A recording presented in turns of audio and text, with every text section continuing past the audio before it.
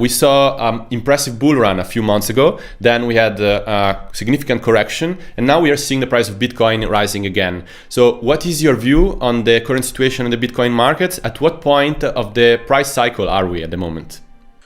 Well, I think I want to step back before I address it. I think we're in an early adoption phase of this digital phenomenon. And so you have something like 2% saturation. If you say there's 7.5 to 8 billion people on planet Earth and there's 125 million users. So I think we're very, very early innings. And if Kathy Wood is correct, and I think she will be, they'll have something like 1 billion users by the end of 2025. So recognizing that and studying other securities or other investment ideas that track Metcalfe's law in terms of exponential growth, there's lots of volatility. There was volatility in Facebook when it came public, volatility in Google, volatility in Amazon. Amazon is one of the more amazing investment stories. A $10,000 investment in Amazon on its IPO May 15th of 1997 is worth $21,140,000 today. Yet you would have had to subject yourselves to 8 times where Amazon dropped 50%. And so Bitcoin, it being 12 years old, it's still maturing and it's still in early adoption. So I expect a lot more volatility. Having said that, this is an asset that's gone up anywhere from 150 to 200% per year. You just have to step back from it. If you're managing it day to day or you're thinking about it week to week even, I think that's quite dangerous. And so to me, I see these coins being worth $500 to $1 million a coin over the next 5 to 10 years. So entry points below 50,000 or 60,000 are very attractive to us. And so we try to buy coins every month as we accumulate cash in our portfolios. We sweep them into Bitcoin. That's not to say that Bitcoin couldn't experience another 50% drop like it did in May of 2021. So to me, it's very early. There's more upside volatility, more asymmetrical upside volatility to Bitcoin. But again, you have to look at it over a multiple year period of time. If you're managing it week to week, you could get caught in a downdraft. And of course, if you're shaken out during a downdraft, you'll be sorely disappointed. So now I would like to dive a little deeper into this comparison with Amazon you are making. So it didn't take Amazon 10 years to become a globally recognized company with a lot of use cases, while Bitcoin seems to be a bit slower because it's been already 10 years and we cannot say that Bitcoin reached mainstream adoption. Don't you think so? No, I actually don't think so because, look at where Bitcoin is today, the $800+ million market cap. If you go back to when it was trading at 65,000, Bitcoin reached $1 trillion in market capitalization in 12 years. It took Amazon almost 20 years to reach that same market value, that same market capitalization. I think that we got to go back. It's easy to see Amazon as established as it is today, but I'll take you back to year 12 of Amazon, which was 2009. Amazon had dropped 90%. There was an article in the paper, Amazon being 12 years old, Amazon.bomb, that this company was not going to make it. And so we see Amazon today at age 24 with its capacity and its standing and its lacking of volatility on a relative basis compared to its historic volatility. So, to me, Bitcoin is moving faster. And I think it's moving faster because it's decentralized. There's no corporate office. There's no C-suite where there's that intrigue and bureaucracy and the weaknesses of human beings. This is a decentralized protocol, decentralized network. It's amazingly efficient. It hasn't been hacked. It's been attacked for 12 years. There's been 8,400 or so coin competitors of Bitcoin, and yet Bitcoin remains the apex predator in the space. So I don't see it that way. I think it's moving faster than Amazon, Google, and Facebook, actually. And I can just prove it to you by the charts. Okay, so now I would like to talk about institutional adoption.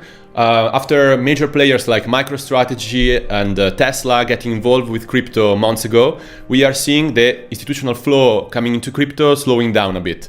You also said that the institutional adoption story is overhyped. So can you expand a little bit on this thought? And when do you think that we are going to see the next wave of institutions coming into the space? Yeah, well, I do believe that, and that's also grounded in evidence. If you ask somebody like Larry Fink from BlackRock, he would say that his clients have very little to no demand for Bitcoin. If you go to the large-scale institutions, there's a general reluctancy to adopt. Now, the good news is we've had some recent wins in the community. Ray Dalio, who was a skeptic, now is an investor. Dan Loeb, running a $25 billion hedge fund, was a skeptic. He's now a Bitcoiner. Steve Cohen at 0.72, the same thing. And of course, there's Paul Tudor Jones and Stan Druckenmiller. So there's very smart people that have institutional scale assets that are in Bitcoin. But the very, very large pension funds, the endowments, the public employee retirement systems, I would say they have small to little interest in Bitcoin at this time. And I think that's a scalability issue. And it would be the same thing for many of those stocks that we just mentioned. Those FANG stocks today, which are making up trillions of dollars of the overall market cap and a very large weighting of the S&P 500, in the early days, as they were being adopted, very few institutions were willing to buy them. And so institutions have a tendency to be the latest of adopters to an investment story. And, listen, last year at this time, people were talking about institutions entering the market. There was a fever pitch of that discussion in January of 2021. But the evidence just hasn't borne that out. We don't have large-scale institutions. Now, the good news is many of the banks that were in the early stages skeptical of Bitcoin are offering Bitcoin products. Jamie Dimon, as an example, was once a critic of Bitcoin. They now have a series of Bitcoin and other crypto offerings at JP Morgan. That would be the same for Wells Fargo and Bank America. So the very good news is the process itself is starting, and the institutional demand, I think, will emerge.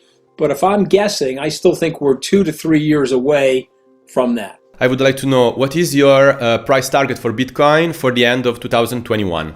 Good question. So I started the year with a $100,000 price target when Bitcoin was at $65,000 in April. It seemed very likely, and then Bitcoin went to $29,000, and now it's back up to $45,000. There's 4+ months to go, roughly 3.5+ months to go in the year. I still see Bitcoin nearing 100,000. So I'm going to stick to that price point. I think it's a combination of factors, but the bottom line is you have limited and fixed supply of Bitcoin, and you have every month exponentially more demand. And so as long as I see that, I see those prices rising. So we're going to stick with a $100,000 price target. Researchers at Skybridge Capital predicted that Bitcoin will reach 1 billion users by 2025. How are we supposed to get there? What does Bitcoin need in order to reach that benchmark? Well, on the margin, there's always some technical improvements. All of these cryptocurrencies are going through levels of upgrades. Bitcoin, the network, recently upgraded some protocols related to Bitcoin.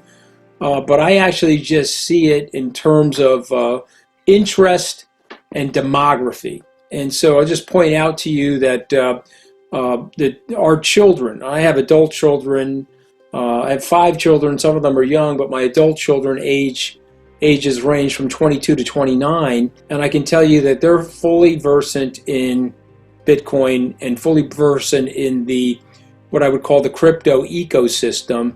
Just imagine those people 10 years from now at 39 or 49, how conversant and how easy it will be for them. And I will say this to you, that this is a technology and a product of the future. And the future is going to come more quickly than people expect.